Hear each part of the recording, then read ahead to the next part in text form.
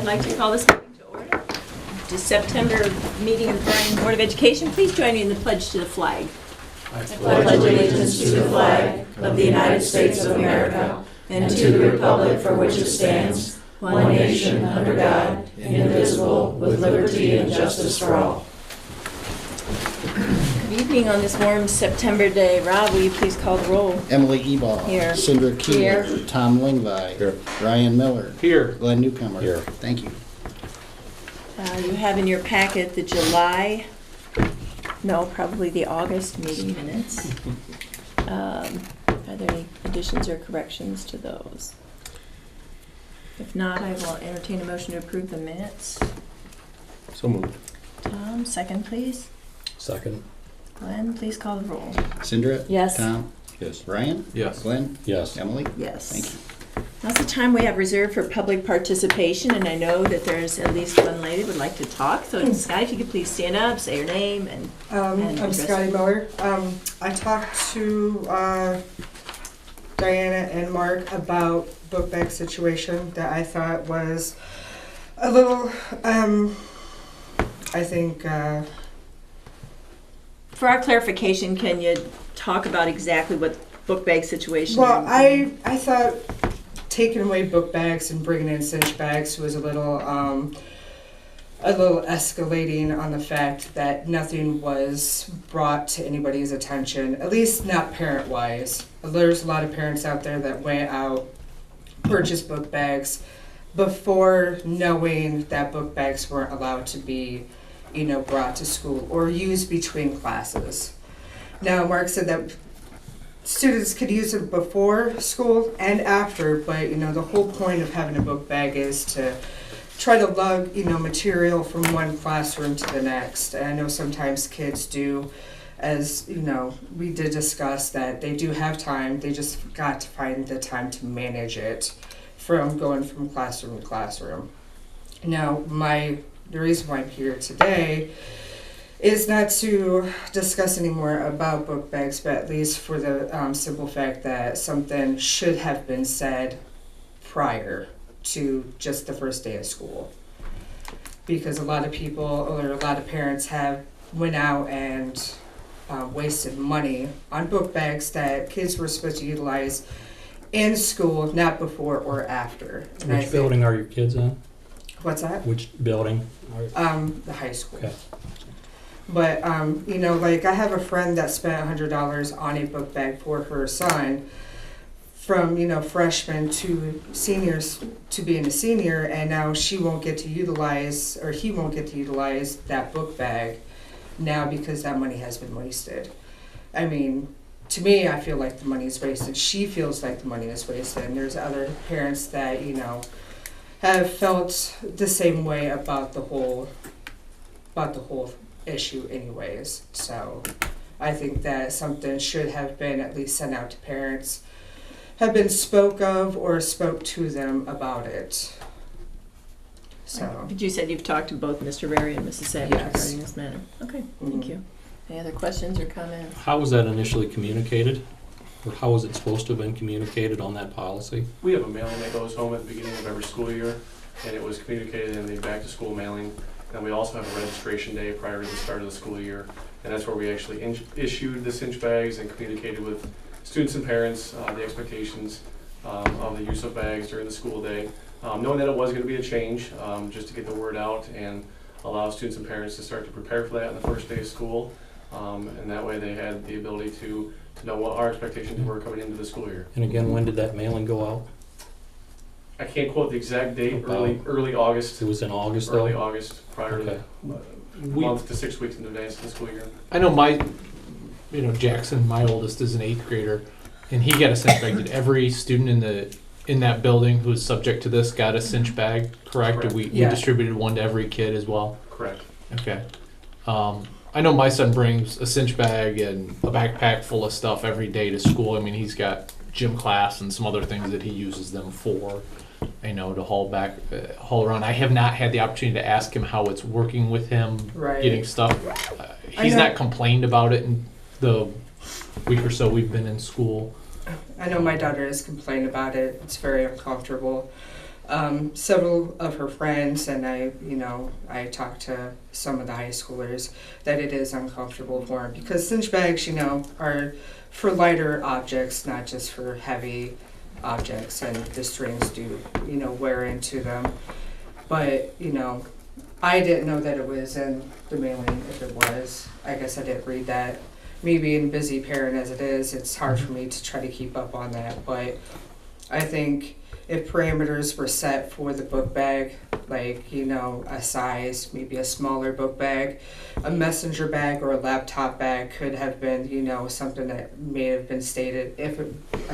Unless it was stated, I didn't read that part, but I think that's something else that could have been brought to parents' attentions instead of just a cinch bag, because I think we tend to escalate the point of things, but I think a cinch bag is just not an alternative. I think it's a bad alternative, to be honest. How would you like to have been notified if you didn't read the mailing that was sent out 6 weeks ahead or so? Well, I would have liked to have been notified at the end of the school year of last school year. That would have been something that could have been nice.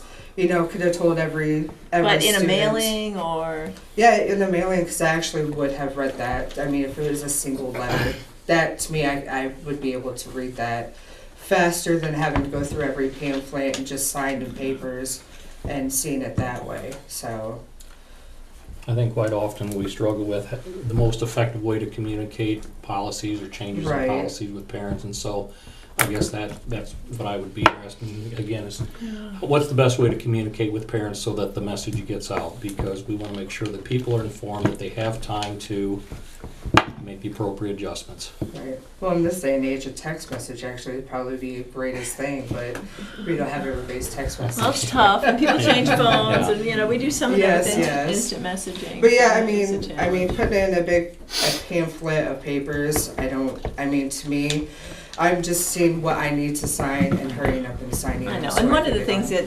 that we struggle with is we want to be economically responsible, so we don't want to send, Right. 100 mailings for each piece of paper separately, so that's why it kind of gets No, that's lumped fine. all together, so, But well, I think I appreciate you taking the time to come and Yeah, I share mean, your concern, and doing it certainly at we'll the end take of the it school year, I think would have been probably the best. about thing. any changes coming forward So. for the next year. Okay, thank you. All right, thank you. Thank you. Thank you very much. Any others here for public participation? Okay, how about Sandra, Fort County report? Fort County, I just want to report that the 20th, so 2 more days, is Senior Citizen Day at Fort County from 10 to 1. So if this makes it on BMU in a timely fashion here, if there are seniors that are interested, seniors being, I don't want to I'm getting insult. closer. I know, I don't want to insult anybody. At least in my club up here, 5 of us right here, I don't want to insult anybody or say an age, but seniors in our adult world, not our senior students. It is Senior Day on the 20th from 10 to 1. If you're interested, you can call Fort County to register. It's a fun event. My father has attended it and has enjoyed it immensely. I also want to say that this Thursday, I'm excited. It's a part of Fort County that I enjoy every year. We have 4 instructors that will be coming in and sharing their work experience. Why I like it is each year we have around 6 instructors from the school that go to a business for approximately 2 weeks to gain some new technique, new knowledge about their program through another business, which brings it that new learned information as an adult back to our students at Fort County. So it's always interesting to hear what our instructors have learned through, when they're in a classroom all day long teaching the knowledge, what they know, that there's so much new They go things out and look in the workplace, right what's current happening. So that's our meeting Thursday. So as the year goes on, I will report on what the students are doing. Thank you. Great, thank you. Rob, it's time for your treasurer's report. Okay, thanks. We will start with our financial reports for the month ended August 31. Our balance at Farmers and Merchants State Bank was $8,132,488. Outstanding checks and adjustments, $377,691. Investments at Star Ohio, $3,267,978. At Morgan Stanley, $8,206,729. And at State Bank, $6,161,070. Petty cash and change funds totaled $7,400. Total funds on hand at August 31, $25,397,974. Our various fund balances at the end of the month. General fund balance was $14,818,143. It's a little higher than normal due to the real estate tax settlement that came in August. Bond retirement fund, $1,473,554. Our permanent improvement fund balance, $2,248,876. Our construction funds, a local share, $3,838,467, and state share, $1,563,941. Once again, total fund balance is $25,397,974. Our SM2 report, so far through August, our revenues are about $23,232 under budget, and our expenditures are $81,377 under budget. So positive variance at this point of $58,145. Any questions on those reports? Hey, Rob. Our deposits at State Bank, those are predominantly CDs, right? We have both CDs and we have a Cedars account there that pays a high yield interest rate. Staggering maturities on those CDs. No, they're a 12-month CD that expires in November. Okay. On the amended appropriations, our appropriation balance at this point in time is $26,376,315 during the month of August. There were some increases at the food service department, principal accounts, classroom facilities, 034 fund, district managed activities, auxiliary services and grants, some increase on our PI fund for site improvements, and the construction funds increased, as well as uniform school supplies and student activities, mask and sandal. Total changes during the month were $134,978. Any questions regarding the appropriation balance? Sir? If not, we ask your approval of a service agreement with Community Hospital and Wellness Centers for speech services for the Fountain City Christian School using their IDEA-B funds through our federal grant. Any other questions for Mr. Rossworm? If not, I would entertain a motion to approve his reports and recommendations today. Also move. Sandra, second. Second. Tom, please call the roll. Tom? Yes. Ryan? Yes. Glenn? Yes. Emily? Yes. Sandra? Yes. Thank you. All right, under old business, who wants to give us a construction update? I know we had a wonderful opening on the 10th. That was really exciting. There were not a lot in the crowd for the opening ceremonies, but it was attended by our state school superintendent, who thanked the community for supporting our district and just really having a chance to celebrate kind of the culmination of our building projects.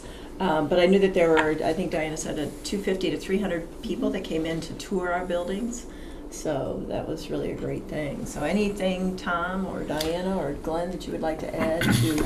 Since the school's been in operation, I haven't been in it, so I don't really have anything to say. Maybe we ask you guys, how's it going? Go ahead. It's going great. I mean, we're just right now trying to live under one roof with all of our students. We have over 1,000 students. So we're just trying to make sure traffic patterns don't collide, and we feel like we have our arrival and lunch pretty much underway. We have teachers utilizing the hands-on makerspace rooms for project-based learning. Some of those pictures have been on Facebook, so far so good. Great. Yeah. Well, I appreciate that, and I'm sure there are adjustments to be made, and there will continue as, like you said, all the families together now. Yeah. So Yeah. good. Anything else, Diana, that you have on the Just horizon? an update on, because we did have some calls come in kind of under construction, a reminder that this Thursday being hosted by Halleck Realty, if anyone's interested, is our auction of loose furnishings at the Portland campus. So we look forward to having a big crowd there. And also with Washington, had some questions. We really expect Washington, the demo, to start at any point in time. It was my understanding it probably should have already started, but we'll see that come down. And then the Portland campus will go start the abatement process in October, and then that will come down in the spring. So just an update. We are still kind of in that last home stretch of our total project with the removal of the buildings. When I did speak with Mr. Roofer, who's our head maintenance man, and he said, he's going to keep on any punch list items. And Yes. He's fighting the good fight for us, making sure all the details are taken care of, because we want to make sure that we have the building that we've paid for and that we've expected. And Rudolph Libby's been great about taking care of any things that aren't quite right. So I appreciate Yep, that those as well. lists continue. And again, the auction starts at, Starts around 11 a.m. and there are 2 rings going for classrooms. I believe classrooms are going first, so anyone interested is going to want to check out Halleck Realty. They have a lot of advertising. thank you. And the hot topic for tonight, transportation. Well, we have started school and we have made some adjustments. And I just wanted to give the board an update. One thing that we're going to act on later is to take a look at the hourly wage rate for substitute bus drivers. But we have 3 drivers that step forward that are going through the course to complete and the training. We have another 2 that are going to be going through later this month.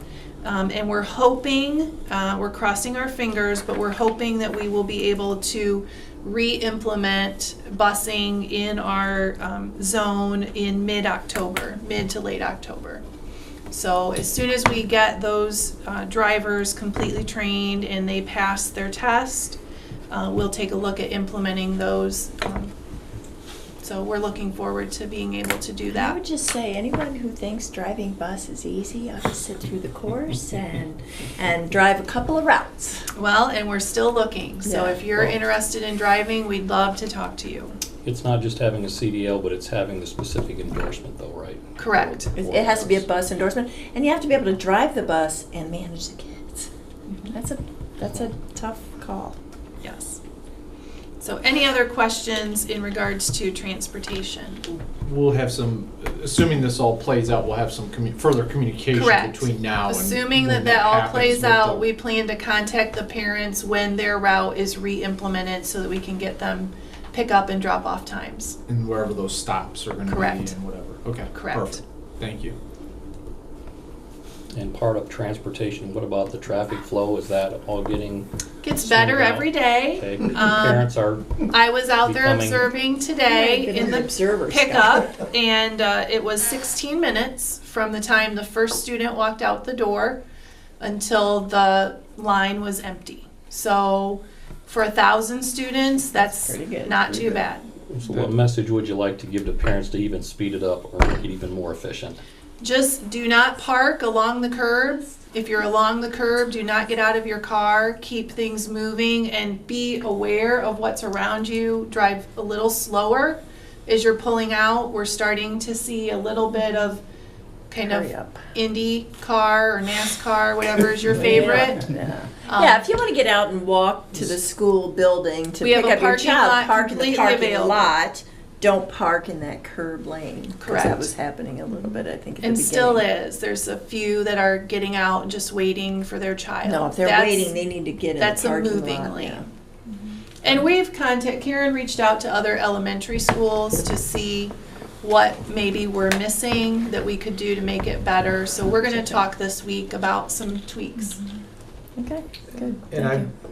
I don't get a chance to go to the elementary building in the mornings, but You I go to do, high school. I get to go to the junior high school in the morning. I've noticed we've stationed too a lot more crossing guards. We have a crossing guard, I don't know what you wanna call it, on the Back by drive between Barrister. Barrister. Mhm. We have crossing guards in front of is that something that's gonna be permanent that Yes. we're gonna maintain? I mean, Yes. I like that because I think There are Mhm. people, For especially school with safety. students, using that front parking lot too.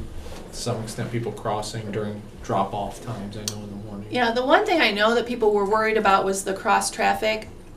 Watching it for the past 5 days, we have the timing down on that.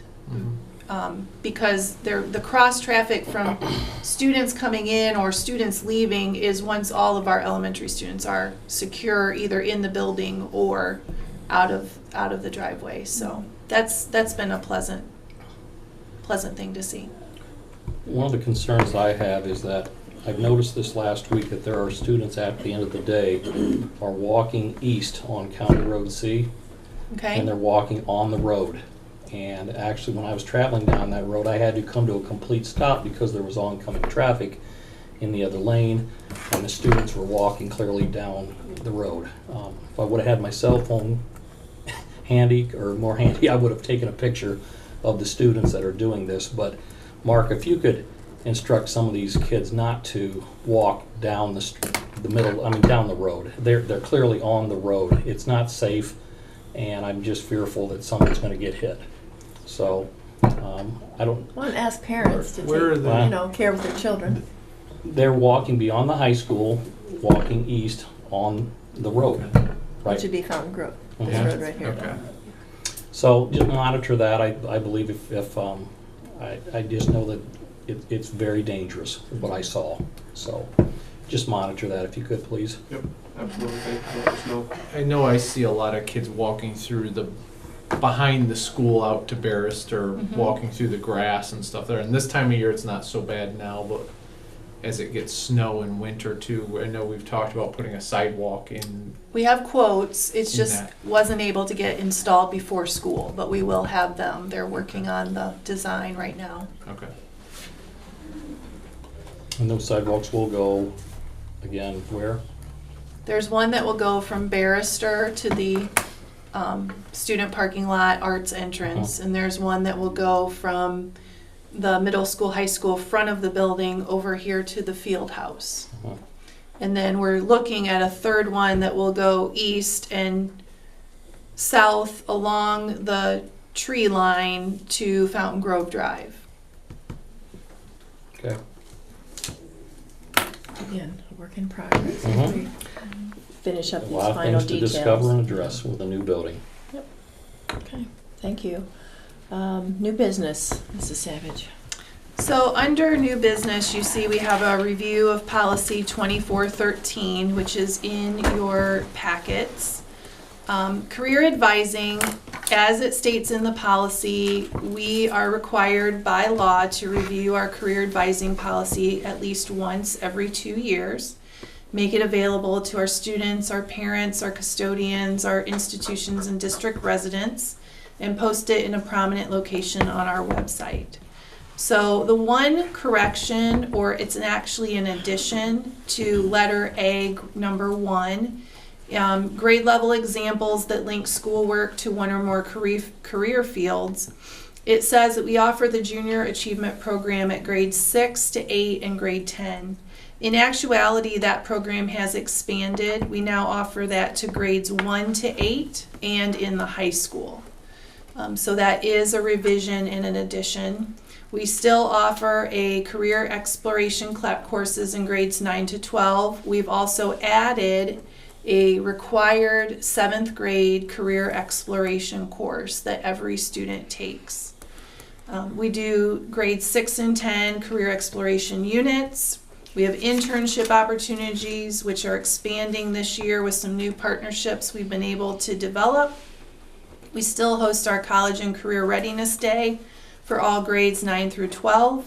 And we still encourage students to choose the pathway that fits them, if it's vocational, College Credit Plus, career college prep, and that's made possible through a partnership with our local career center. Career advising to students in grades 6 to 12, which includes meeting with each student at least once annually to discuss their goals and academic career opportunities. And then we do some additional interventions in career advising for those who we identify as a risk of dropping out of school. We utilize the Ohio Means Job website that is available. We have multiple academic and career pathways that students can choose, which I just earlier mentioned. We have information on courses, both traditional academic and career technical credit. We offer some flex credit for students who are in the work field and want to earn credit for actual work experience. We document the career advising in their passport, and we give the supports necessary for students to successfully transition onto their post-secondary educations. So Mark or Karen, if you'd like to add anything that I may have missed, Chad, but again, it's a requirement that we take some time to review that, and then we file this with ODE, we update our website, we make sure that the information gets out. If anything, there's more to come. We're in the processes, as you alluded to, working on some partnerships with the community to expand our internship opportunities, to expand our course offerings that gear students towards workforce readiness. So we're excited to plan some new curriculums and some new classes and some new opportunities for our students starting this year that we're already diving into, and then we can't wait to see what that brings in the future. So. Okay. And we are correct with grade 1, is that? Correct, yeah. Okay. Yeah. Any questions from the board?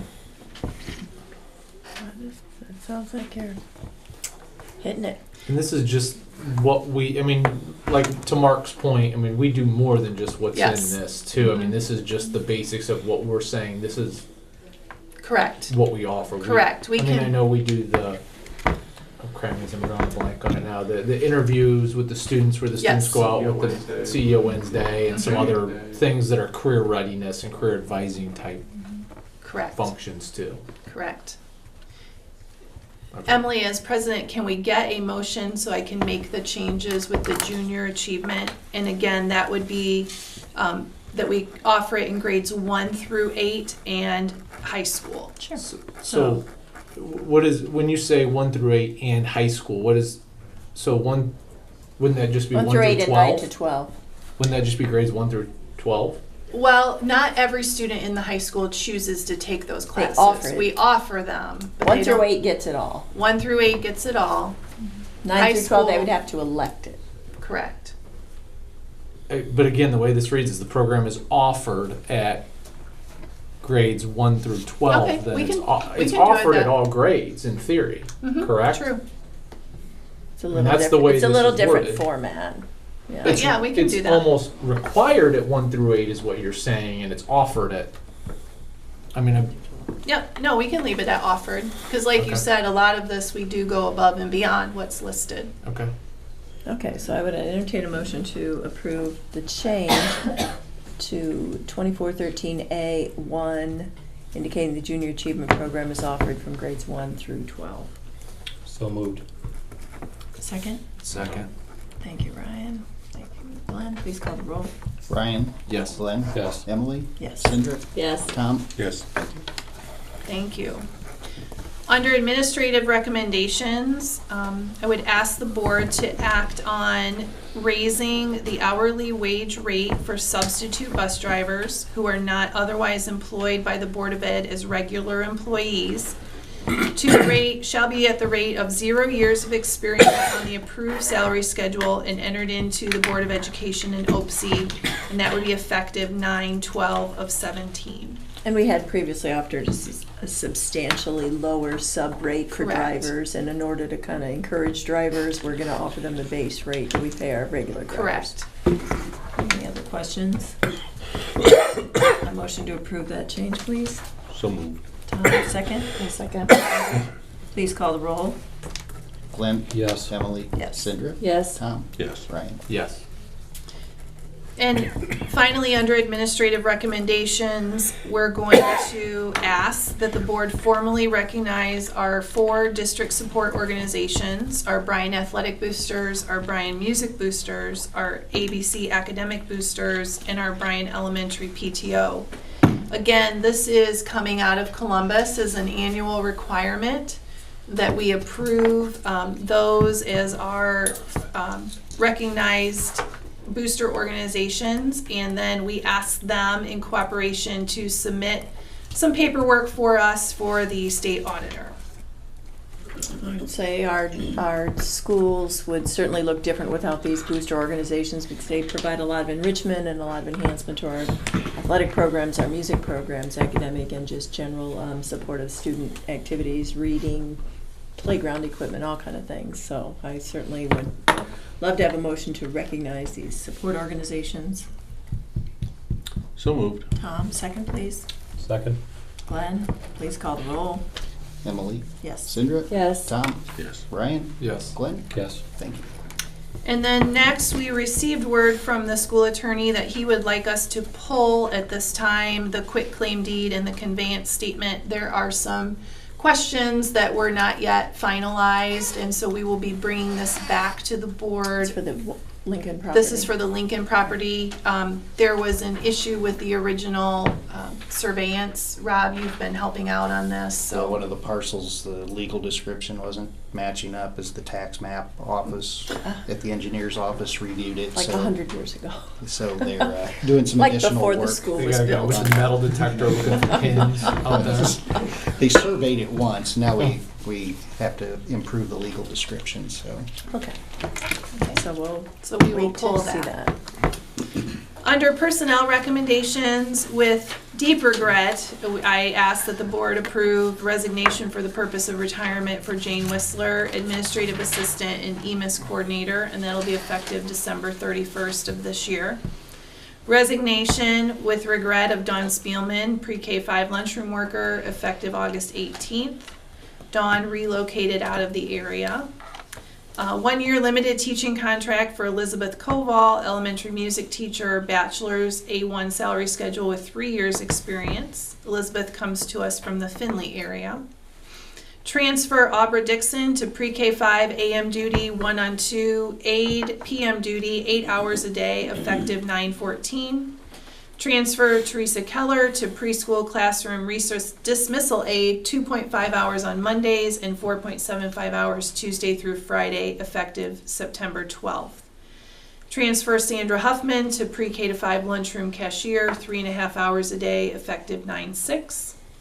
We did have to tweak some of those crossing guards that you asked about, Ryan. So a lot of those are aid workers, and we had to tweak some of their hours to make sure we had those coverages. So Lori Pointer, bus driver, lunchroom worker, to a total of 6 to 12 lunchroom worker for 3.5 hours a day, 5 days per week, 0 years experience. And bus driver, 3.5 hours per day, 5 days a week, effective 9/18. I just want to take a minute to talk about Lori and Sherry. Last month, in an effort to try and recruit more drivers, we're looking at ways that we can work together between departments. So that's why you see this long description of their duties. And they're employees that are already with the district in one capacity. And Correct. They've proven that they're great employees, and we're just asking them to look at some other ways to work for us. Good. Yes. Sherry Robinson, bus driver, preschool classroom aide. Bus driver total be 3.5 hours per week, 5 days a week. And the preschool classroom recess dismissal aide, 2.5 hours on Mondays, 4.75 hours Tuesday through Friday, and that's effective 9/12. And then Michelle Missler, pre-K 5 aide, 5.75 hours per day, effective September 12th. Diane, on hers for 1 day a week, for 4 days a week, she'll be working 8.25 hours, is that correct? No, it's for Sherry Robinson. Yeah, because she's going to be a bus driver 3.5 hours And then and an aide for 4.75. it should be a total of 8. Should be no more than 8 because hours. I knew that we have certain overtime requirements, so. Yeah, it should be no more than 8. So you maybe clarify that. Yes. I do appreciate everybody. The one thing I do appreciate is everyone's willingness to be flexible and work together, both the staff, the administration. I know I had the opportunity to sit through just quick, walked in on a conversation saying hi to Amy, Dominic, and Joe Beck. We're talking, and aides and people stepping up to solve problems. I think that's awesome that everyone's been willing to work together to come up with a solution. So Thank you very much. We will look at tweaking, the bus driver is 3.5 for sure. Okay. So we will need to correct the preschool hours to 4.5. 5. Okay, Yes. thank you. Salary schedule placement, we have 2 teachers that earn their master's degree over the summer. So Lene Arps and Brittany Sanders will move up to master's A1 level. Mentor teachers, Ben Lupo, Valerie Plauk, Britton Bosco, and Elizabeth Cummins for our RESA teachers. Recommending the board approve Zeb Frank as varsity softball coach for the upcoming season. And then we were able to recruit additional teacher and classified substitutes, which again has been a pleasant and welcome event. And then volunteer Carmen Hoden as 8th grade class concessions assistant. Any other questions on those? If not, a motion to approve the superintendent recommendation, please. So moved. Brian, second? Second. Cinder, please call the roll, Rob. Cindra? Yes. Tom? Yes. Brian? Yes. Glenn? Yes. Emily? Yes. Thank you. So I'm going to reserve some of my legislative comments for when Chad speaks. We're going to be talking about the school grade card. Upcoming meeting dates, public hearing of the Records Commission is scheduled for before our next board meeting, Monday, October 16th at 6:50 p.m. A reminder, that's the board president, treasurer, and superintendent. Our next regular Board of Ed meeting will be October 16th here in the conference room. Capital Conference dates, when the board will be in Columbus at their conference, November 12th to the 14th. LPDC is to be determined, and the next meeting of the Business Advisory Committee will be November 8th. So along with our reports from administrators, we do have our new teachers will be coming in very soon. So we'll go through these reports, and then hopefully our new teachers will be here and we'll bring them in by building. So we're going to start with Mr. Roofer. Come up on the X, the invisible X.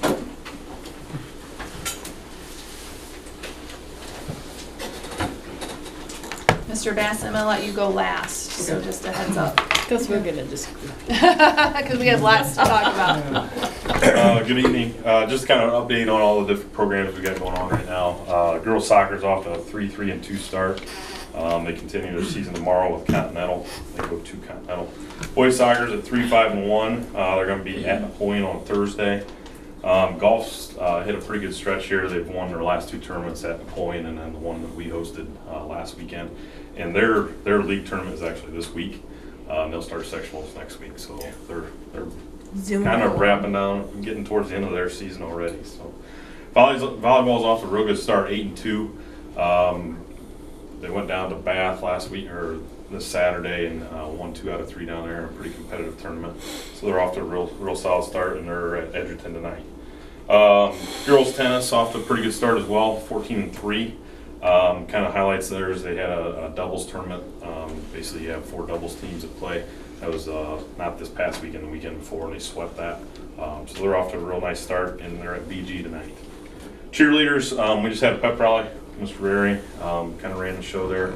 Cheerleaders had signs for all the senior athletes and different things, so they're pretty active, and obviously they've been out for football games and so forth.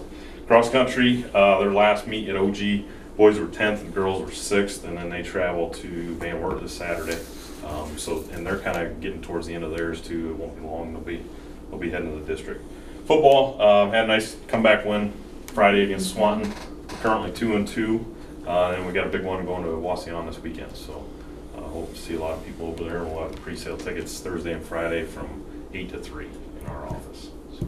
Mr. Roofer, is anybody interested or expressed an interest in dual sports at this time? We have 2 actually currently doing it. How's it going? I think pretty well, because basically, not to sound too bad, but in the meetings I said if this works out well, I won't hear anything about it. And I've heard very little. I've talked to both kids. The one I know pretty well because I coached him a few years back. I asked him why he plays football and soccer, especially when you play a Friday night game, and he come in Saturday, and he says, yeah, I'm pretty sore, but it's time to get going, and he gets out there and competes as well. And then the other one has been running cross country and girls soccer, and I think for the most part, everything I've heard so far, I haven't talked to her as much, but things are going pretty well with that too, so it's been kind of interesting. The coach has been cooperating and scheduling. As far as, yeah, I haven't heard anything bad. Like you said, if so- there's a problem, you'd know. Yep. No news is good news, kind of. I know the boy that plays soccer and football. I've overheard conversations of, I got to talk to him about this practice and what we're doing here and this and that. So I think that as long as there's good communication going on, I think it's been a good thing. Great. Okay. Any other questions? As far as facilities are concerned, now that we have the middle school, or the old middle school, I should say elementary school, I'm sorry, Karen, I apologize. Actually, we were just at the first event there in the old middle school gym, if you want to call it that. Volleyball game that went pretty well. Pretty simple setup over there and stuff. We've talked a little bit about some things we're going to do this winter as well with wrestling and different things. So it's kind of nice being all on one campus. That's definitely. How are you going to publicize the location if you're kind of shifting around about where particular events are going to be? We have, if you take volleyball, for instance, we've communicated that and still the parents, done a little social media stuff with that because we had play, I think it was the first 3 junior high games at the 6 to 12 building. Right. We were fortunate enough there weren't any conflicts with other games going on. So But if I'm a grandma and I want to go, how am I going to find out where they're playing? basically now, if they're in a gym and they're junior high age, they're going to be at the elementary. Which is where they always were. Okay. Tonight was kind So of junior high being 6 to 8, yes, they're going to be in the pre-K building. Okay. yeah, and this was really the first night of it. Okay. They've been practicing for about a week over there, but this was the That's first. good to know, and maybe you need to put that on the website, Diane, and make sure that parents. We've been Because we're not communicating that as an instant, athletic I don't department. have instant alert for that, but just, yeah. Okay, thank you. Anything else for me? Thank you. Thank you. Karen? Well, we have 5 days under our belt in the new elementary, so we're excited about that. But tomorrow, September 19th, all of our students, so we've had, as you know, our little guys, kindergarten and preschool, boys come and girls come. But tomorrow, we'll have all 1,053 students in the building, including preschool, so that tomorrow will be our official day with everyone. I did want to touch on a few things regarding the traffic. We're very grateful for the parents. I know it took them a little bit to figure out the pattern and how it was going to go. I do want to reiterate, I had to stand in the street today to remind parents to slow down. We're ultimately there. We have many aides out standing there to make sure that it's safe for kids. So we just remind parents to slow down as well.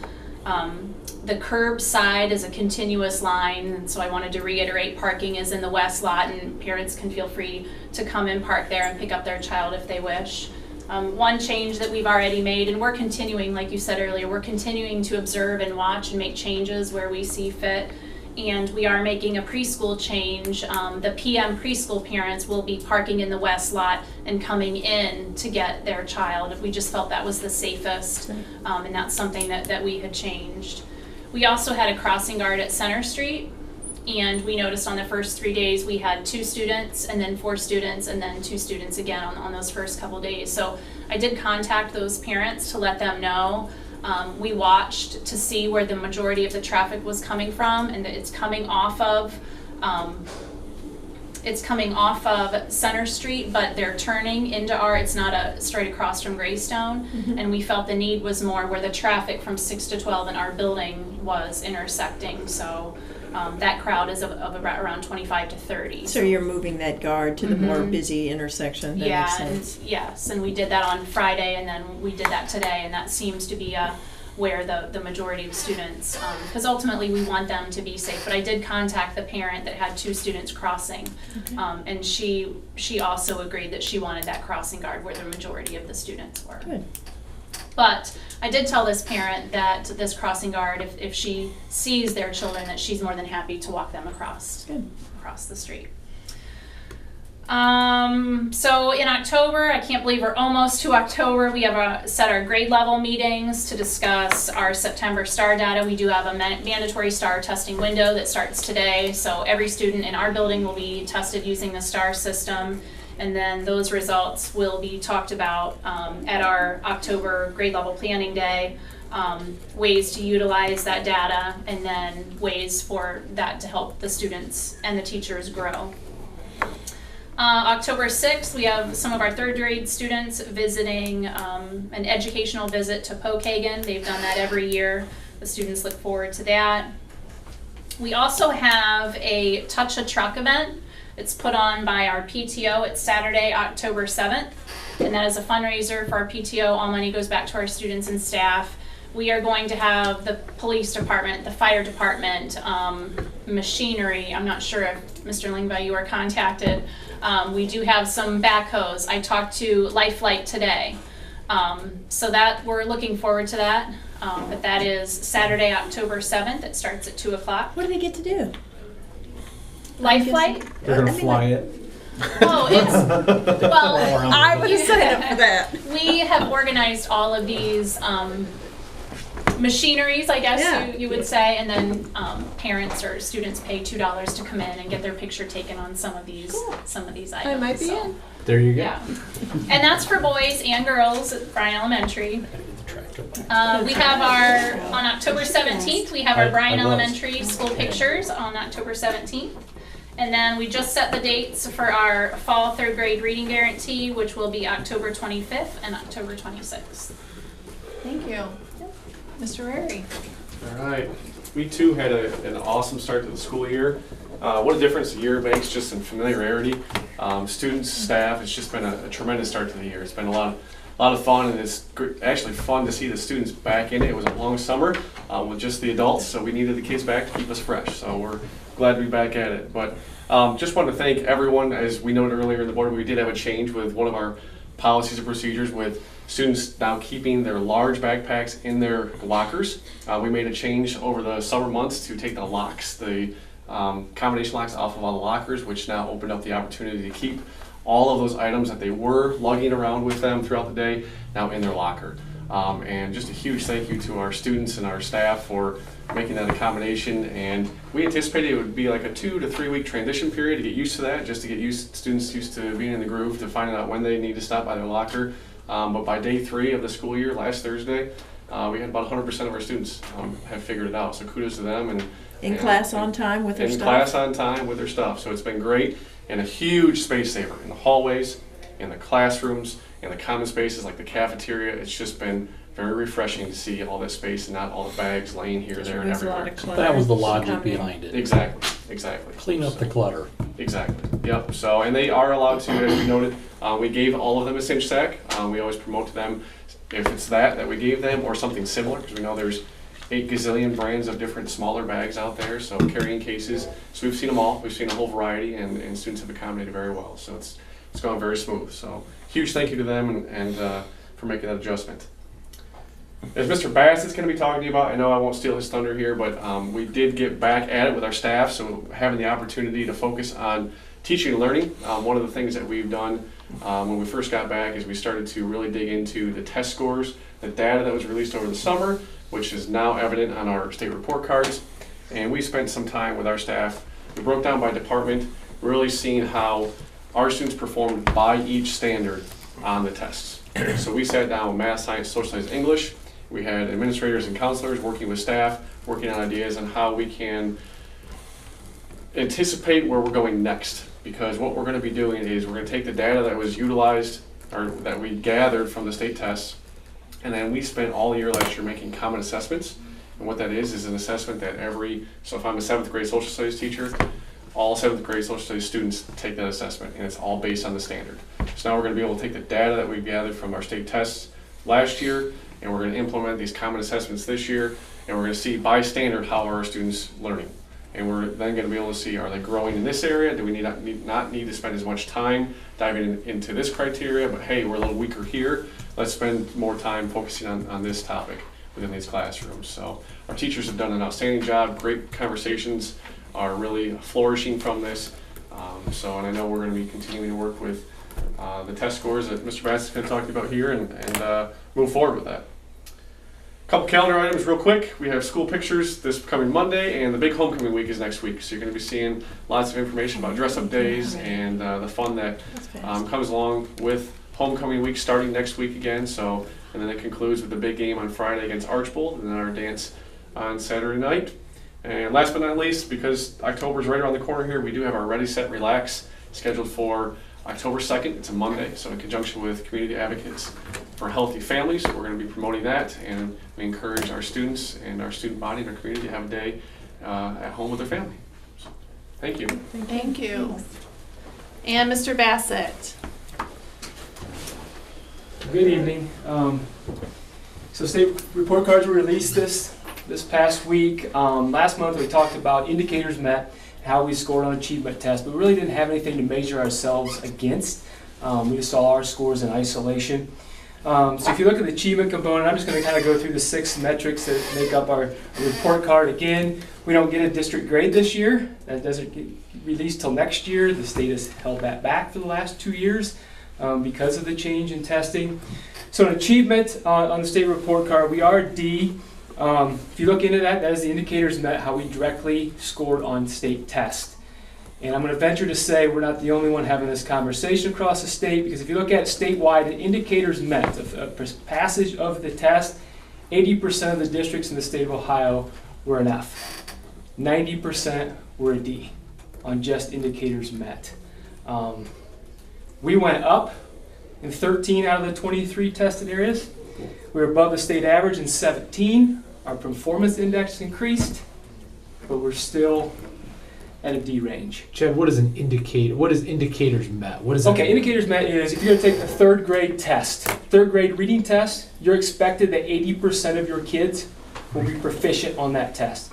If you are 79%, you did not meet that indicator. So it's every AIR test, every end of course exam in high school that we have, 3rd grade math, 3rd grade language arts, all the way through 8th grade, 80% passage rate. Okay. Okay. We went down this year simply because, as I talked about last month, last year the state adjusted those percentages. They looked at the scores and said, okay, 410, 415 districts are Fs, how can this be? Let's lower the bar a little bit. This year they said, too bad, 80%. Who's formulating the test questions to determine if the standards are being American tested Institute of Research, appropriately? AIR. American Institute for Research is the test vendor that the state has chosen. Some of our frustration with that, we talked about that, what Mr. Ayers alluded to, that we looked at the item analysis of the test. So Right. math test, we look at, hey, what standard are we lacking on, okay? We're able to look at that for science, for social studies, for math, for language arts, for reading. They don't release those. They don't tell you what questions your students miss. No, they don't tell us that even for math. They just say, well, kind of, they say question 3 is based on this standard.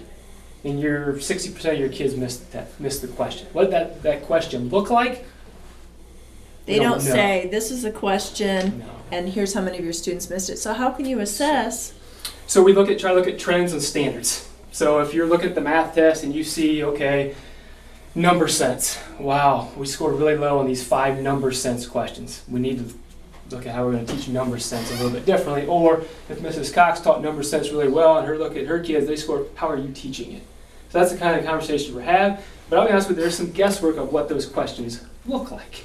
Who can we bring this issue to at the state of Ohio? And Mrs. Savage and I had this conversation because it's extremely frustrating. If, the first thing you do, if you take a test, you look and see what you get wrong. I want to know how I fixed what I got wrong. Correct. And if we don't have that ability, how can we improve? We can't. And I related back to the classroom too. If 80% of my kids failed my test in my classroom, I'm probably not saying Thinking it's me. 80% of those kids didn't do it. I'm looking saying, what in the world did I do wrong? What am I teaching wrong? Mhm. What am What I testing wrong? What am Are I the testing tests wrong? Was my confusing? test not valid? It's all questions we're trying to answer and work through. But who can we ask at the state of Ohio for help in this area? Mrs. Savage, you may know more than I do. We've tried. Superintendents across the state have tried. It's ultimately driven by our legislators. There was a legislator that came out today saying that we should throw everything out. But I don't think they're going to do that. I'm siding with them right now. I don't think that's going to happen. I mean, we can continue to talk, but ODE is bound by what's written in law. They're just kind of not necessarily the if you look at the enforcer, state but superintendent, they're... anything he released this week said, scorecards are out. I thought he probably had to support the measures somehow, in some capacity, but he also said, remember, this is just one metric. This is one measure. I Correct. understand, but it's discouraging for our Oh, community to see Absolutely. and think that our students and our teachers aren't performing well when they're working hard Right, that's why I they're think the state making a- superintendent gets it a little bit, a that, nearly inachievable standard. Well, we didn't go from excellent with distinction just a few years ago to this state. exactly. In fact, we're doing a better job than we were. We've made adjustments, corrections, and my opinion is we're doing a better job. And so the way that the state has changed the Assessments the is what they are. assessments, it's very unfair, and it is not representative of how school districts are performing in the state of Ohio. And I'm not just speaking for our school district, but I'm speaking for neighboring school districts in the area. And do you know if any educators in the state of Ohio have any input into how the tests are developed? Because you said this American Institute of Research is who develops the test. Do they talk to Buckeye Association of Superintendents? They talk or- to us about the standards. We do not get any input on the questions. The old Ohio achievement test that we went away from, Yeah. educators used to write those. They had a committee. Doesn't where that we wrote make those. sense? Now it's just input in the standards, and Air takes the standards and creates the questions. So, Chad, if I heard you right, what you said, I know we're getting your one comment into, you probably No, have you're a fine. bunch. So if I heard you right, 90% of the school districts in the state of Ohio got a D or F. On Correct. indicators met, not on the achievement component, but on indicators met. Did you pass the test or not? 90% were D and F, 80% were an F. Okay.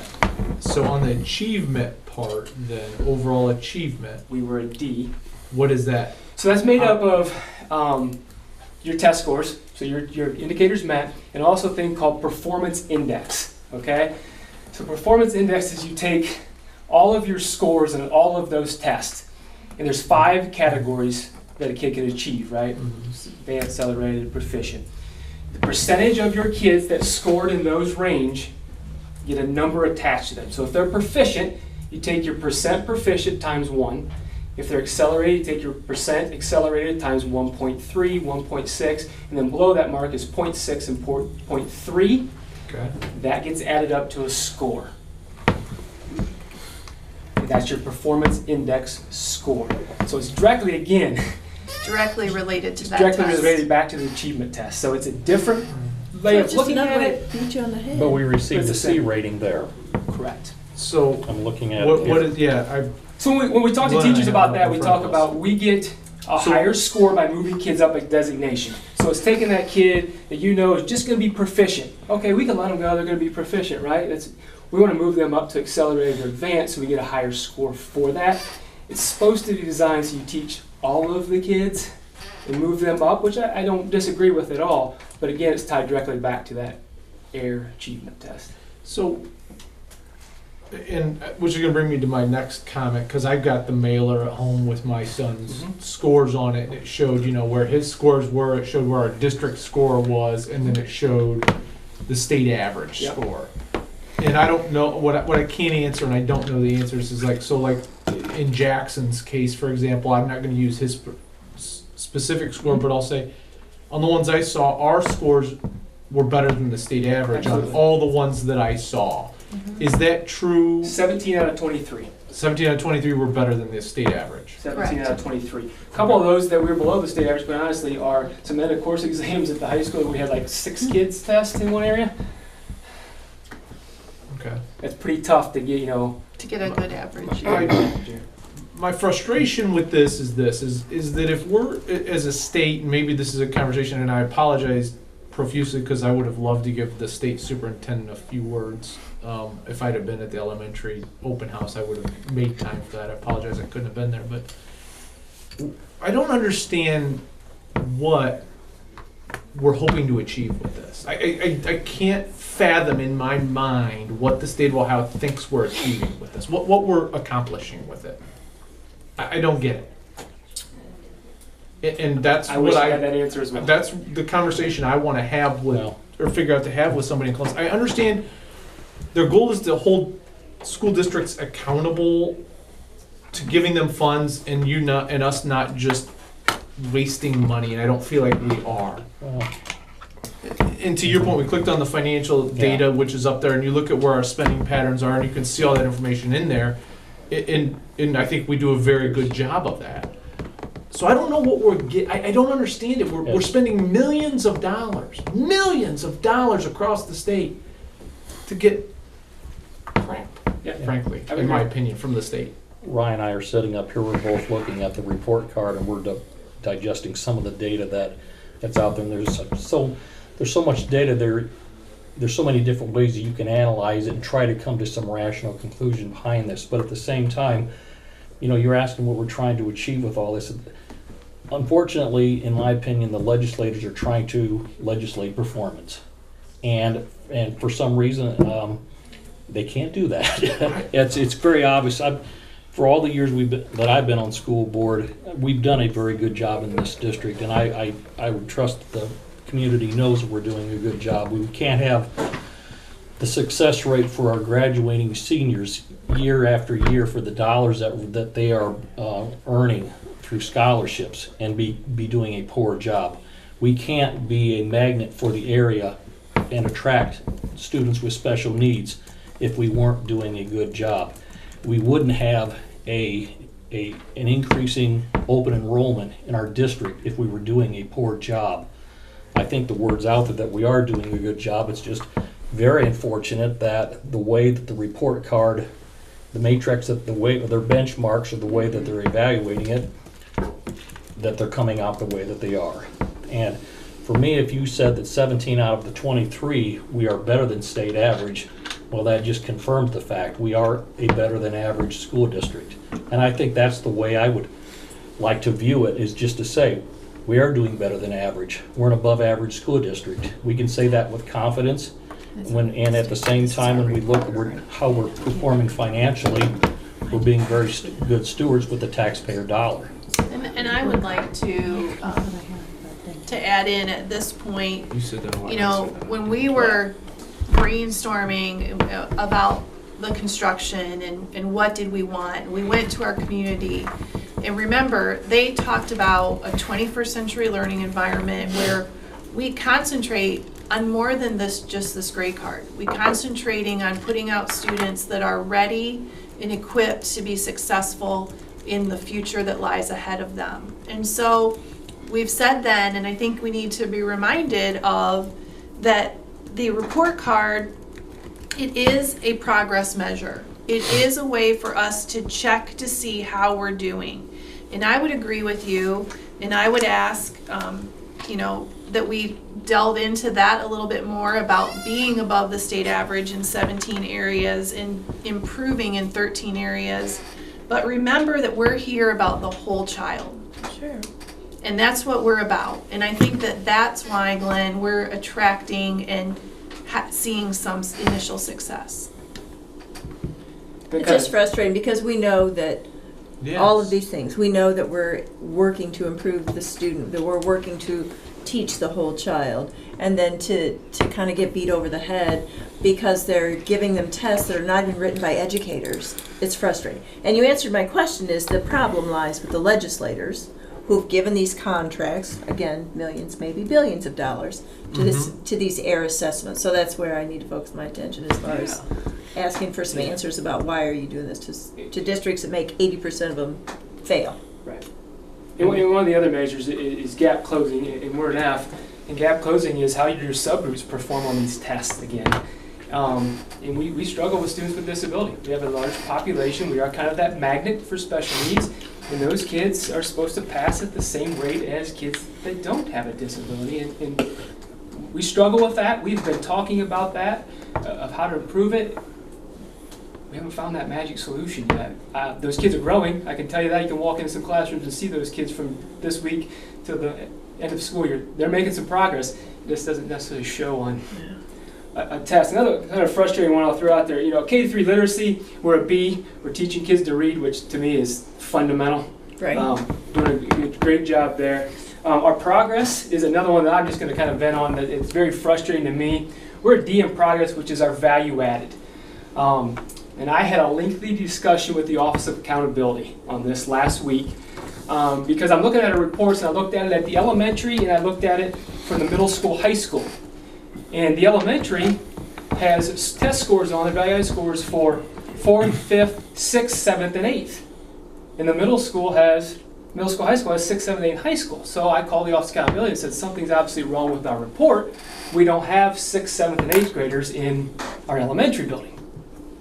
They didn't have an answer. They needed to research it, call me back, which is fine, great. I really know a correct answer. Called me back about an hour and a half, 2 hours later, and said, well, this is a 2-year average. And I said, yes, I understand it's a 2-year average.